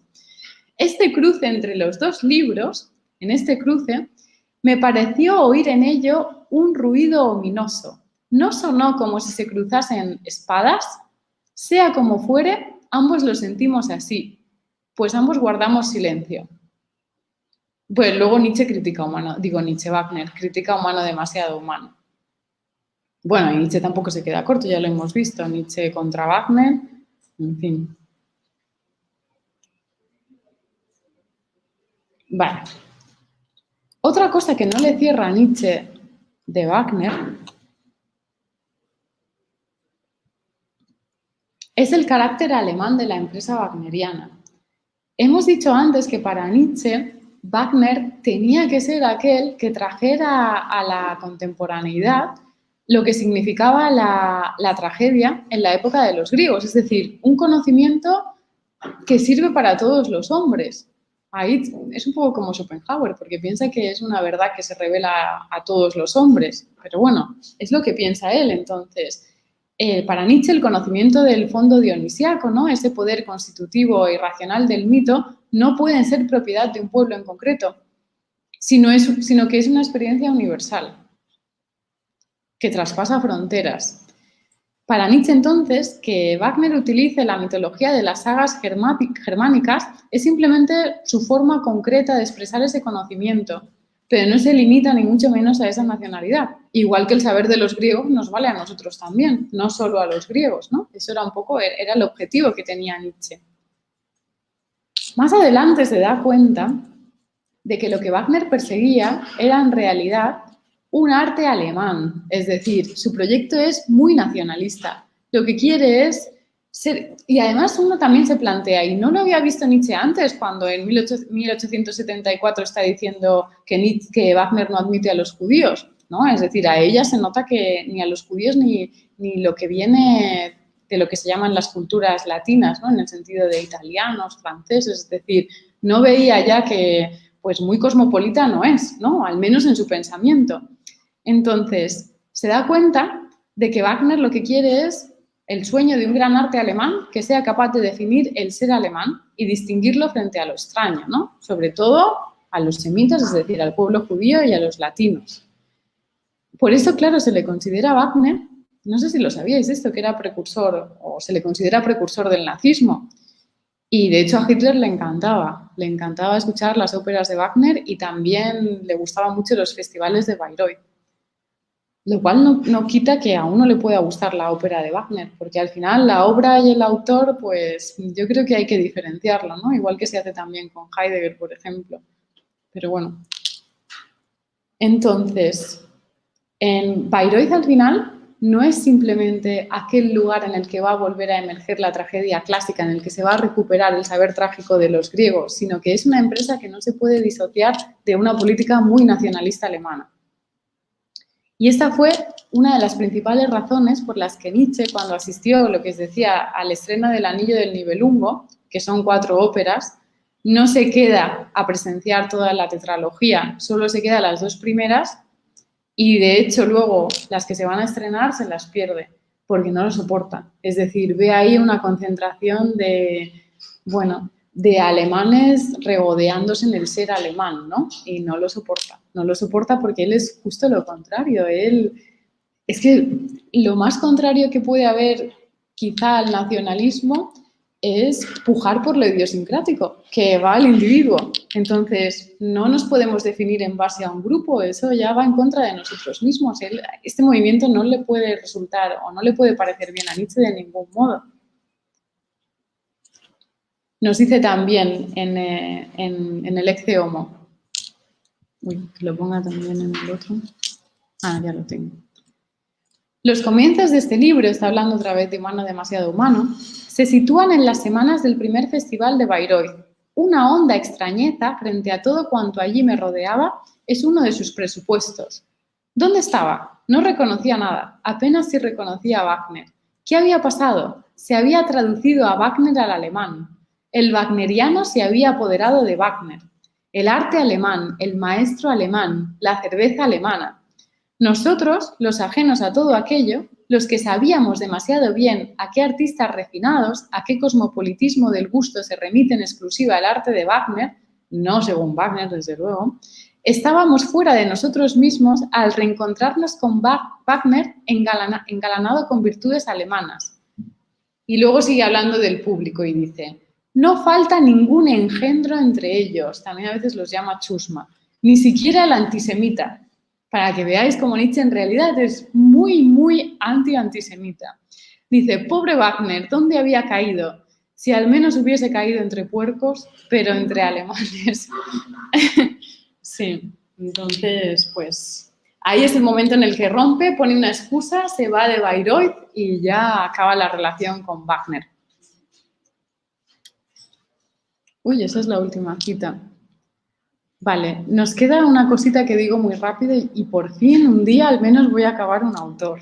Así no tengo que recuperarlo el próximo día. Es simplemente la conclusión, ¿no? Es decir, el tercer punto, que es el principal, por el que no estarían de acuerdo a Wagner y Nietzsche, tiene que ver con lo que hablábamos al principio del holandés errante, ¿no? El verdadero fondo nihilista que al final subyace a las óperas de Wagner. Él se presenta como aquel que va a recuperar el mito, aquel que va a fundar una nueva Alemania y un nuevo ser alemán, ¿no? El sentido de ser alemán en la época del nihilismo. Sin embargo, a Nietzsche le parece que en vez de hacer esto, al final lo que hay en las óperas de Wagner es, digamos, mucho de Schopenhauer, ¿no? Hay una ansia enfermiza por disolverse en lo dionisiaco, sintiendo esa disolución como liberación, exactamente igual que le ocurre a Senta al salvar al holandés errante, ¿no? Se busca otra vez Thanatos, la nada, lo que nos decía Schopenhauer, evitar el sufrimiento. No es lo mismo el final de Edipo, que se arranca los ojos porque no le han servido para ver la verdad, que la muerte de Senta y su ascenso al cielo, ¿no? Con el holandés errante. Es decir, ahí se le da rienda suelta a los deseos de Schopenhauer, en realidad, ¿no? De disolver cualquier sufrimiento. Nietzsche va a renunciar a toda esta senda de la disolución y nos va a proponer lo contrario, como decía al principio de la clase, ¿no? Para él la cultura griega es una lucha por la forma, por la mesura, por dominar la voluntad, ¿no? La voluntad de poder porque domine sobre el caos del mundo. Todo lo contrario, en vez de disolvernos o de evitar el sufrimiento anulándonos, como proponen Schopenhauer y Wagner, él quiere afirmar la vida en todo lo que tiene de peligrosa y con todas sus consecuencias. Entonces, para él, en este fenómeno de lo dionisiaco, no es el movimiento de la disolución lo que tiene importancia, la disolución de lo apolíneo, sino la forma positiva, afirmativa, de que ahí por ahí se pueden crear, digamos, unas nuevas formas que nos sean más propicias a nosotros. No de disolver, sino de crear, es decir, de potenciar a la voluntad de poder, de poner en orden el caos y hacer posible y deseable la vida, ¿no? Y bueno, esto sería todo por hoy. No sé si hay alguna pregunta o ya me la hacéis la clase que viene. Yo creo que más sencillo es esto que se asocia a Wagner con el negativo, en definitiva, con el destruir el castillo que no vuelva a construir. Sí, va en la línea del nihilismo negativo. Las otras preguntas que tengo, no os preocupéis porque están aquí grabadas y las recogeré para la siguiente clase. Muchas gracias a todos por vuestra asistencia. Hasta luego.